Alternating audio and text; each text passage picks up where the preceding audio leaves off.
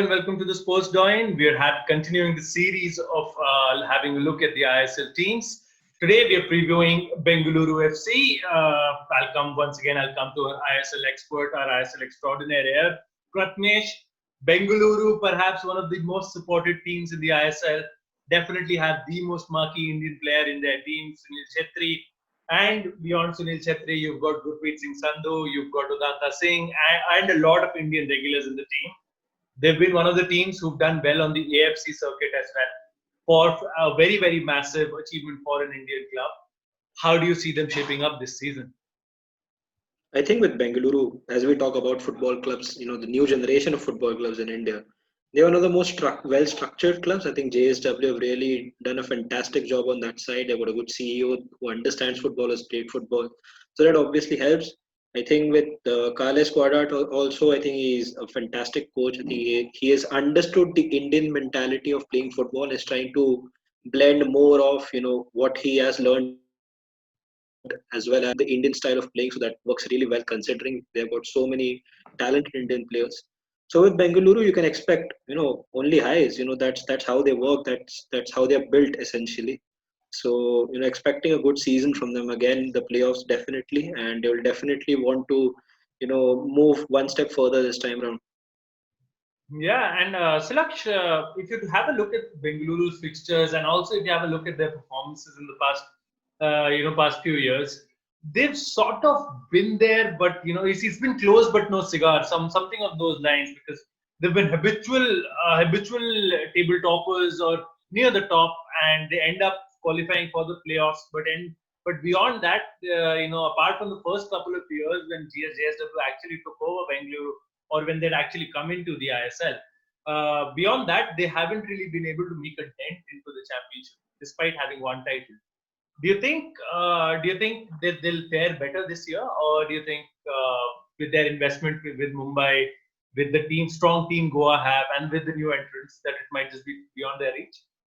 I think with Bengaluru, the case was that they were kind of the poster child of the ISL with Sunil Shetty, Gurpreet Singh Sandhu. These are names that actually people who don't even know about, yeah. know.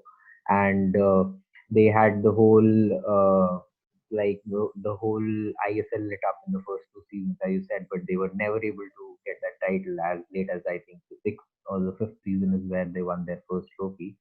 And it's gonna be different for Bengaluru with the new investment and the new kind of names like East Bengal and Mohan Bagan that they're coming in, and they're gonna find it a little bit tough because I think their opening fixtures are also not very very possible. They're playing Goa, as Prasmesh has mentioned, they're gonna be They going. were the table toppers last year. They were the table toppers. It was a very disappointing season for Goa. In fact, I mean, they should have probably gone on to the final at least. And they're gonna play Hyderabad and then Chennai. So I think for Bengaluru, it's gonna be one of those seasons where they have to rely on their experienced players and the likes of Sunil Chetri and the likes of Leon Augustine and the experienced national players who can then guide the team through. It's not gonna be easy breezy, and they do tend to always have a habit of doing well and getting to the qualifiers to get into the semifinals. So it's gonna be close, and I think Bengaluru are gonna find it a little tougher than they have to breeze past to the qualifiers, let alone try to go the distance. All right, Pratnesh, just to round it up, your final predictions for Bengaluru. Yeah, I know you have your particular set of criteria when you're defining tougher teams for the ISL. How do you think Bengaluru will fare this time? I think for Bengaluru, it was like very, very essential that they kept Eric Bartolu and Dimas Delgado in the team, who were rumored to be leaving the club at the end of last season. But I think they've done really well to keep them in. And with the likes of Chetri, Udanta, they always have the firepower. And we all know about the Indian wall at the back.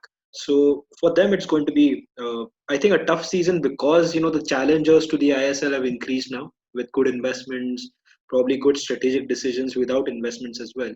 So tough run to the playoffs, but I think the way they have been playing over the years, they should be favorites to make it at least to the third or the fourth position. I think along with 80K, they will have that little, I think, extra advantage of having been there. and I think that is the expectation that they set themselves. So that's going to be something that they would want to really achieve, at least a bare minimum, that they reach the playoffs. And one player that really impressed last season was Rahul Beke, and Yeah. he was really impressive last season. The way he, I think, controlled the right hand side from his defensive position was really impressive. So that is one player that we are definitely looking forward to. All right. Bengaluru FC has some of the most dedicated fans in the ISL. They keep popping up on my timelines at least. So just for their sake, let's hope the team puts on a good show. Thank you so much for watching. Keep it tuned to TSD for more ISL and sports previews.